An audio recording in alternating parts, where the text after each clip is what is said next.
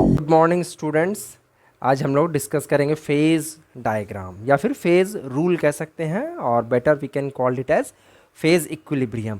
And under this chapter, this is lecture 1 or the first class for this chapter, and today in the this introduction class we will discuss some important terminology which is necessary to know for further study of phase rule. तो चलिए शुरू करते हैं आज का हमारा topic. Pen and paper निकालिए और रेडी हो जाइए लिखने के लिए। तो फर्स्ट हम लोग डिस्कस करेंगे दैट इज फ्री एनर्जी। क्या है? Free energy. फ्री एनर्जी क्या है आप समझ सकते हैं, जैसे लिखा हुआ है, it is thermodynamic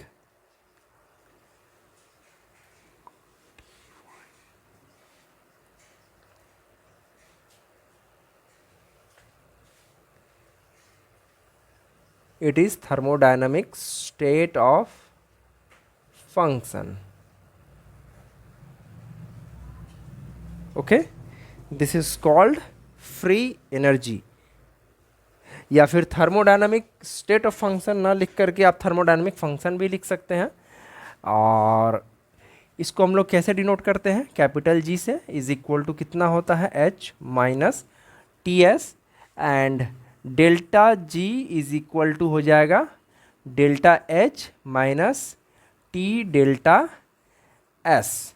this is the formula for the free energy और गिव्स free energy. We can say it free energy हम लोग कह सकते हैं it is the useful energy that is required to do the useful work, means the energy content which is present in a system for doing useful work is known as free energy or gives free energy, or useful energy is called free energy or gives free energy। और इसको जो है आप लोग ऐसे भी लिख सकते हैं। और इसके अलावा गिव्स फ्री एनर्जी जो है हमारे किसी भी रिएक्शन का स्पॉन्टेनियस होगा या नहीं होगा, उसके लिए सबसे बड़ा रोल प्ले करता है। मीन्स ये जो रिएक्शन है वो फॉरवर्ड डायरेक्शन में आगे बढ़ेगा कि नहीं बढ़ेगा, वो हमारा तय करता है गिव्स फ्री एनर्जी। और गिव्स फ्री एनर्जी जो है स्पॉन्टेनियस प्रोसेस के लिए नेगेटिव होता है। मीन्स डेल्टा जी का वैल्यू नेगेटिव आएगा तभी वो रिएक्शन या वो प्रोसेस हमारा फॉरवर्ड डायरेक्शन में आगे बढ़ेगा। नेक्स्ट पॉइंट है हमारा that is homogeneous system. Homogeneous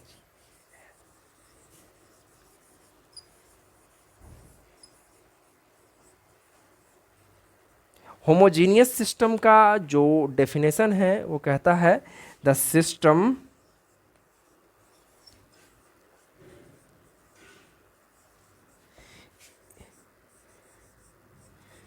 which has uniform composition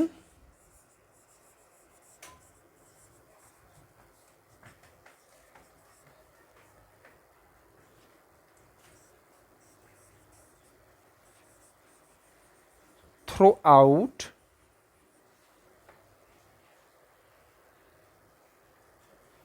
and don't have the visible boundaries of separation।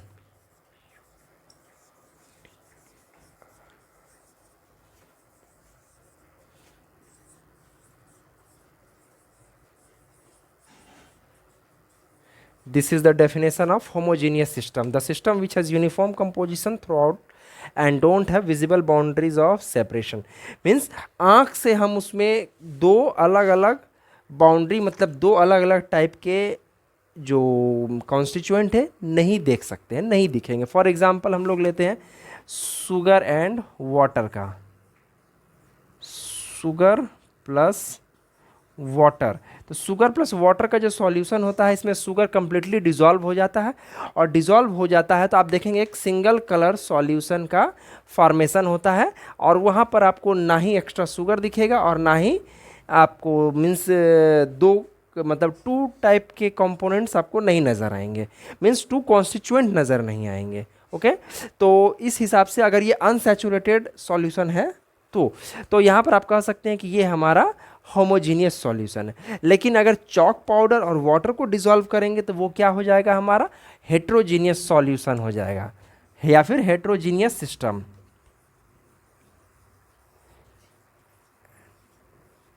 Heterogeneous system. तो हेट्रोजीनियस सिस्टम में कुछ नहीं करना, ये जो डेफिनेशन है इसी में थोड़ा सा अल्टरेशन करेंगे। द सिस्टम विच हैज़ की जगह पर हम लोग क्या करेंगे, विच हैव भी यहाँ पर हम लोग लिख सकते थे, और यहाँ पर लिख सकते which don't have uniform composition through out and have the visible boundaries of separation. तो ये हो गया हमारा हेट्रोजीनियस सिस्टम का डेफिनेशन। और वहाँ पर क्या होगा कि जितने भी फेज प्रेजेंट रहेंगे, मतलब जितने भी टाइप के सब्सटेंस प्रेजेंट रहेंगे, वो सभी आपको अलग अलग नेकेड आई से आप देख सकते हैं, फिजिकली आप देख सकते हैं। तो वो हो गया हमारा हेट्रोजीनियस सिस्टम। और अगर वैसा नहीं है तो वो है हमारा होमोजीनियस सिस्टम। तो 3 topics we have discussed already. Next and fourth topic is chemical potential.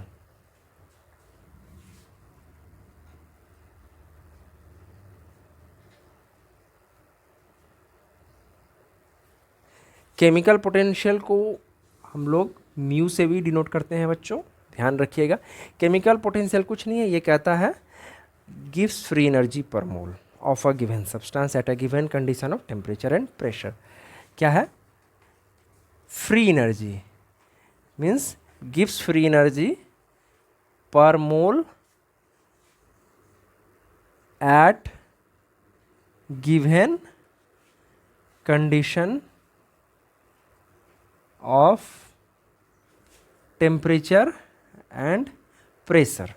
ठीक है, पर मोल ऑफ अ सब्सटेंस, इसको हम लोग केमिकली म्यू से भी डिनोट करते हैं। और ये क्या है, इसका जो डेफिनेशन होता है means mathematical representation, that is delta G with respect to change in number of moles of ith component at a given condition of temperature, pressure and all other number of moles of the component are constant where J is not equal to I। आप यहाँ पर कह सकते हैं and this is equal to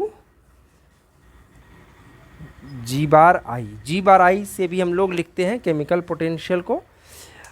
ये कहता है किसी भी सब्सटेंस का जो फ्री एनर्जी कंटेंट है प्रति मोल पर मोल कितना है दिए गए टेम्परेचर एंड प्रेशर पर, जो कि एक फिक्स रहता है, एट अ कांस्टेंट रहता है। मतलब दे दिया गया है कि इतना ही टेम्परेचर एंड प्रेशर पर फाइंड करना है, मीन्स वो जो टेम्परेचर और प्रेशर होता है वो फिक्स होता है।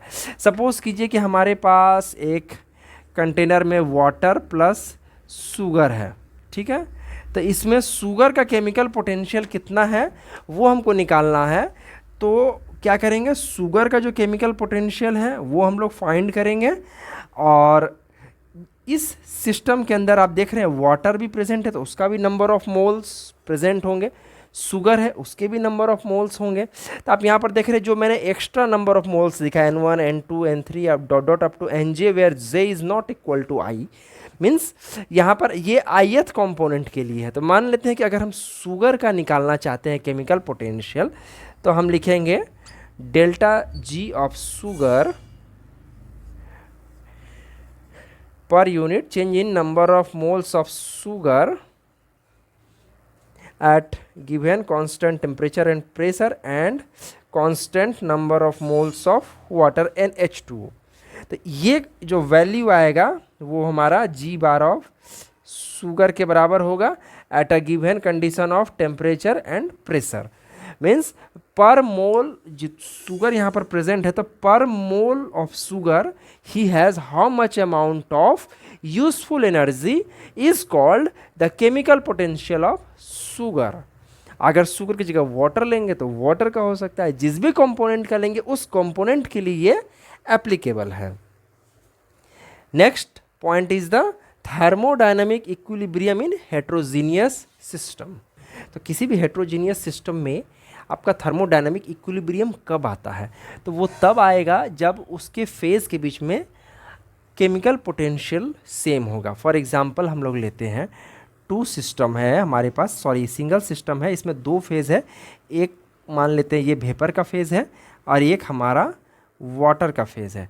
तो ये दोनों फेज़ के बीच में अगर थर्मोडायनामिक इक्विलिब्रियम स्टैब्लिश कर गया है, मतलब केमिकल पोटेंशियल ऑफ वेपर जो है वो केमिकल पोटेंशियल ऑफ वाटर दोनों का अगर बराबर हो जाएगा, तब हम कह सकते हैं कि ये जो सिस्टम है हमारा equilibrium means two phase of a system means two or more phase of a system are if in thermodynamic equilibrium. In that condition chemical potential of all the phase will be same.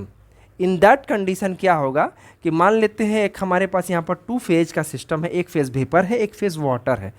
तो vapour का water में conversion and water का vapour में conversion, ये दोनों का rate same रहेगा, तब जाकर के दोनों फेज का केमिकल इक्विलिब्रियम हम कह सकते हैं, सॉरी केमिकल पोटेंशियल दोनों फेज का बराबर है। अगर rate of conversion of vapour into water and water into vapour are same, then we can say that the chemical potential of both phase are same. Thermodynamic equilibrium heterogeneous system में होने का साफ मतलब है कि जितने भी फेज हैं उन फेज के बीच में जो हमारा उन फेज का जो केमिकल पोटेंशियल है वो बराबर रहेगा। अगर केमिकल पोटेंशियल बराबर है उस फेज़ का, तभी उस दोनों फेज़ के बीच में या तीन फेज़ जितने भी फेज़ रहेंगे उन सभी फेज़ का अगर केमिकल पोटेंशियल सेम है, तब हम कह सकते हैं कि उनके बीच में थर्मोडायनामिक इक्विलिब्रियम है और थर्मोडायनामिक इक्विलिब्रियम उस हेट्रोजीनियस सिस्टम में आ चुका है। And the last topic is the true equilibrium. True equilibrium. This one is our last topic for this class. तो ट्रू इक्विलिब्रियम क्या कहता है? If the system has free content is minimum under a given set of condition that is temperature and pressure. मतलब under a given condition of temperature and pressure means दिए गए temperature और pressure पर, जिस temperature और जिस pressure पर हम उस सिस्टम को टेस्ट कर रहे हैं, चेक कर रहे हैं, उस रिएक्शन कंडीशन पर या फिर उस सिस्टम के कंडीशन पर हमारे सिस्टम का फ्री एनर्जी कंटेंट जो है वो मिनिमम रहना चाहिए। उसका जो जी वैल्यू है, गिव्स फ्री एनर्जी वैल्यू है, वो मिनिमम है। तब हम कह सकते हैं कि वो जो हमारा सिस्टम है वो ट्रू इक्विलिब्रियम में है या ट्रू इक्विलिब्रियम को अचीव कर चुका है। तो आज के वीडियो में हम लोग बस यहीं तक डिस्कस करेंगे, फिर मिलते हैं अगले वीडियो में।